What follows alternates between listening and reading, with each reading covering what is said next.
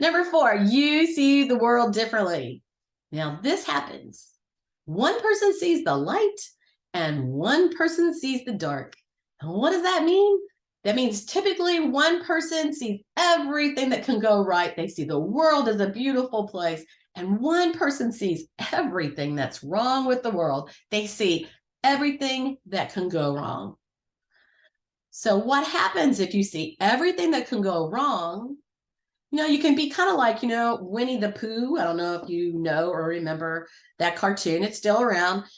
Winnie the Pooh, there was a character and his name was Eeyore. And Eeyore was like, oh, me, what's going to happen next? And he had that low voice, kind of slow. And he was like, oh, he was always down. The world was falling. The sky was falling. And then there was Tigger. And Tigger was the person who always saw what could go right. And Tigger was like bouncing and bouncing, and he was always happy. So as you could figure, there's a happy medium. Not always seeing what can go wrong or everything that's right, but seeing a happy medium. But guess what? Here again, even though these are opposites, they're also what makes a great team when you can start to learn from each other. For lasting love, to create a better picture and more unity in your marriage, sometimes if that happy person is really irritating you, you have to let it slide. Let them be happy. If that person who's seeing everything that can go wrong, let it slide. It's not about you. It's their outlook, and they literally cannot help themselves. This is just how they see things. And number 5, you respond differently. Some people play hardball. Some people play softball. Don't you love my little dog there? We respond differently. And if you play hardball, you are straight up. You are direct. You speak your mind and you tell it like it is. If this is not you, it might be your spouse. And if it's not your spouse, I bet you can think of somebody in your life that tells it like it is. Sometimes they hurt your feelings, maybe often. Sometimes they make you feel small. But what would be the thing if they weren't telling you straight up? Then you don't know the truth. If we are a straight up person and we give it direct, we have to remember to communicate it kindly.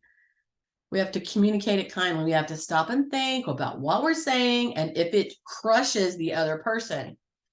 Now, if we're a softball person and our delivery is soft and indirect, what I have found is the indirect person, not only do they not share with you exactly what they're thinking, but they don't share at all. This is the kind of person, if they're married to that hardball person and that person is constantly on them, constantly on them, constantly on them, they go crushed by that person. They lose confidence. And this becomes a divide, a great divide in the marriage, because that hardball person, they respect other people who play hardball. They respect other people who play hardball. And if you're too easy, they're also that person who likes a challenge. If you're too easy, they start to lose respect. So I can't help you in everything right here on this in this masterclass, but there are things to be understood about personality styles. And when you can begin to understand those, that some people are very direct, it's just who they are. Some people tell you direct, but soften it and make it a little nicer. And other people are soft and indirect. And when they speak or they say something, if they never give their opinion or never speak up against you and they say something, you should listen. I knew someone who they were married to a spouse who always played hardball. And that also meant that they had a temper. And sometimes tempers just flare. We don't even know why. And I'm not going to go into all that. That's a lot more stuff. But whenever somebody plays hardball all the time and they're married to somebody who's indirect and soft, they may put up with it and put up with it. And then one day they're like, they didn't say anything. They didn't say anything. And then they made their plans and they're gone. And that's it. So if you're a hardball person, you're probably going, yeah, it's me. I play hardball. Yeah, that soft, indirect person, who you think is not ever opposing you, well, inside they are, and they're very frustrated. So it's really important to learn to communicate for lasting love. Hardball people, think before you speak. Softball people, you got to speak up.